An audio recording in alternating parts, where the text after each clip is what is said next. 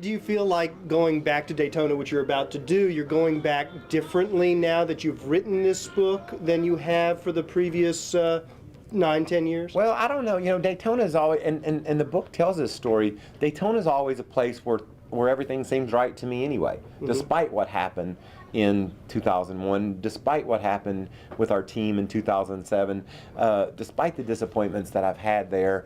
I just love it. I mean, I describe in the book as a 10, 12-year-old kid looking at those bank turns, and I would rather have been looking at those asphalt turns than a Playboy book when I was 12.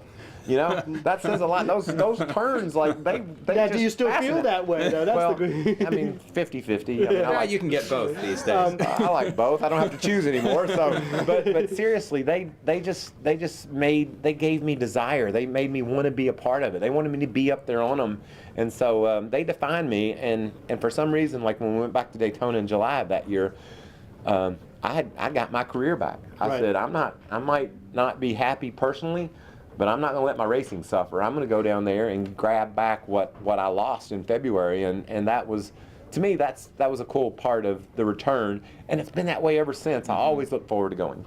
And I want to talk to you a little bit about the race itself, because it's, I think, hard for a modern-day NASCAR fan to understand just how radical your strategy was in 2001 when Dale said, let's work together. That seems like old hat now, but can you help put that in perspective? Well, I think that just tells you how far ahead of the curve Dale Earnhardt was. He won Talladega, remember, in 2000. That was the only race that had been run with the aerodynamic rules, the wicker thing on the back spoiler, and then the piece of aluminum across the roof of the car to dirty up the air so cars could close real quickly.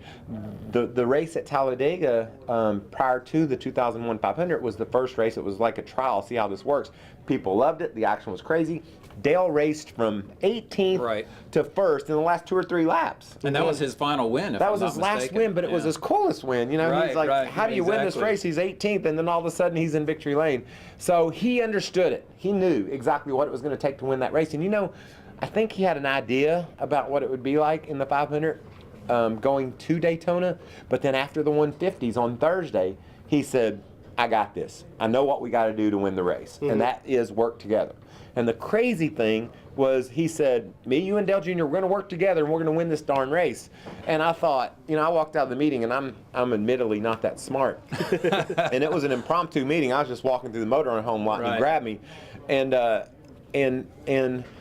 walked out of that meeting, and I thought, there's 43 cars. We're 3 of 43 cars. How are we supposed to get to how are we supposed to work together? I mean, it sounded great, but it seemed a little bit presumptuous that somehow 3 cars together at the front at the end. And then they had a red flag with 30 to go, and we come to a stop, and I'm leading the race. I hadn't really seen a whole lot of Dale or Dale Jr. Like, we'd just been racing our own way trying to get to the end. And I stop at that red flag and look in the mirror, and right behind me is Dale and Dale Jr. And you're talking about a moment for me. I'm like, I'll tell you what I thought first, and I talk about this in the book. I looked in that mirror and I saw that, and I thought, no wonder you ain't never won a damn race.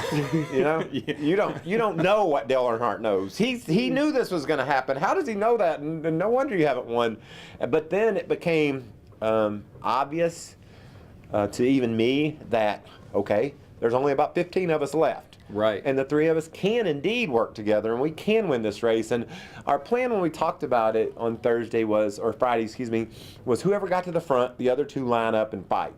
But looking back and watching the race, there's a point in time when we're coming around the second turn, and Dale's up here, and he had a run, and he just sort of fell back. And then he wound up, like, I had fought my way to the front, like I was leading, and Dale Jr. was behind me. And I did it without Dale pushing me there. We just circumstantially, that's how it worked out. Right. But then he chose to be that 3rd guy. And after 9 years, I finally watched that race this spring, getting ready to write the book. And it told me so much about that day, because he said, I don't believe either one of those 2 are good enough, probably.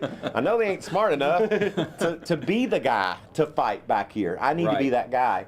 And, you know, people say, and it hurts, people say to me, they'll be like, you know, Dale Earnhardt died blocking for you.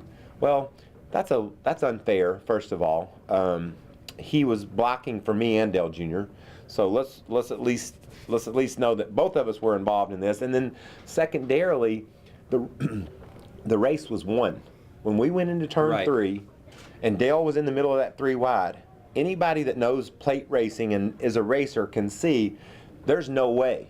I mean, we've got this baby won. Right. I'm going off turn 4. No more blocking Dale was Jr.'s necessary at that point. He wasn't blocking for us in turn 3 when he crashed.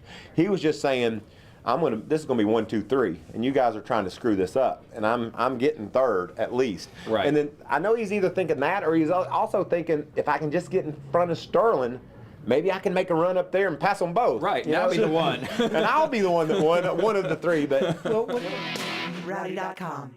Say it like it is. Say what like it is? Rowdy.com.